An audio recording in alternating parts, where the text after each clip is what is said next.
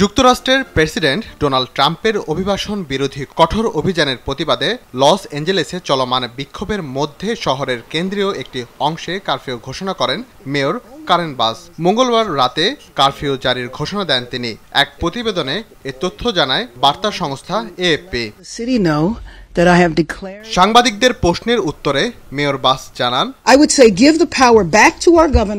আমি স্থানীয় জরুরি অবস্থা ঘোষণা করছি। ভাঙচুর ও লুটপাট রোধে শহরের প্রধান বাণিজ্যিক এলাকা ডাউনটাউন কারফিউ জারি করা হয়েছে। এই কারফিউ কয়েকদিন বহাল থাকবে। ট্রাম্প প্রশাসনের কঠোর অভিবাসন বিরোধী অভিযানের প্রতিক্রিয়ায় চলতি সপ্তাহে এই বিক্ষোভের সূচনা হয়। পরিস্থিতি নিয়ন্ত্রণের চেষ্টায় প্রথমে ন্যাশনাল গার্ড, পরে মেরিন সদস্য মোতায়েন করে কর্তৃপক্ষ। তবে বিক্ষোভের আগুন এখন লস অ্যাঞ্জেলেসে থেকে যুক্তরাষ্ট্রব্যাপী ছড়িয়ে পড়েছে। সিয়াটন, অস্টিন, শিকাগো এবং ওয়াশিংটন ডিসির মতো শহরেও বিক্ষোভের সূত্রপাত হচ্ছে। অংশগ্রহণকারীরা আইসি বিরোধী প্লাকার্ড হাতে নিয়ে মুহুর্মুহু স্লোগান দিচ্ছেন। সরকারি কার্যালয়ের আশেপাশে তারা যান চলাচলে বাধা সৃষ্টি করেছে। কিছু স্থানের বিক্ষোভ যেমন শান্তিপূর্ণ ছিল, তেমনি কিছু স্থানে আইন শৃঙ্খলা রক্ষাকারী বাহিনীর সঙ্গে সংঘর্ষের ঘটনাও ঘটেছে।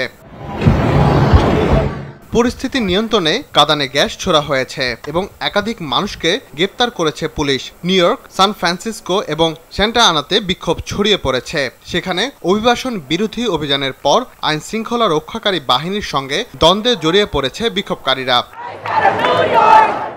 আন্দোলনকারীরা সামনে আরও বড় ধরনের বিক্ষোভের প্রস্তুতি নিচ্ছেন। এর মধ্যে রয়েছে নো কিংস কর্মসূচি, যা শনিবার দেশজুড়ে অনুষ্ঠিত হবে।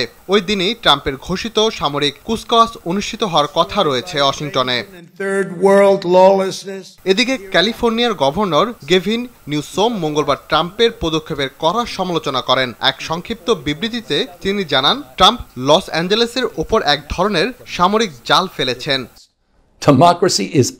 লস অ্যাঞ্জেলেসে ট্রাম্প প্রশাসন প্রায় ৫,০০০ সেনা মোতায়েনের প্রতিক্রিয়ায় এই মন্তব্য করেন নিউসোম। প্রাথমিকভাবে তাদেরকে সরকারি ভবন পাহারা দিতে আনা হলেও এখন তারা অভিবাসন বিরোধী এজেন্টদের গ্রেপ্তারে সহায়তা করছেন। নিউসোম অভিযোগ করেন, ট্রাম্পের কঠোর অভিবাসন নীতি এখন আর শুধু অপরাধীদের লক্ষ্য করে পরিচালিত হচ্ছে না, বরং বাড়ির দারোয়ান, মালি, দিনমজুর এবং দর্জিদের মতো সাধারণ শ্রমিকজীবী মানুষেরাও এর শিকার হচ্ছেন। রাকিব হাসান, RTV।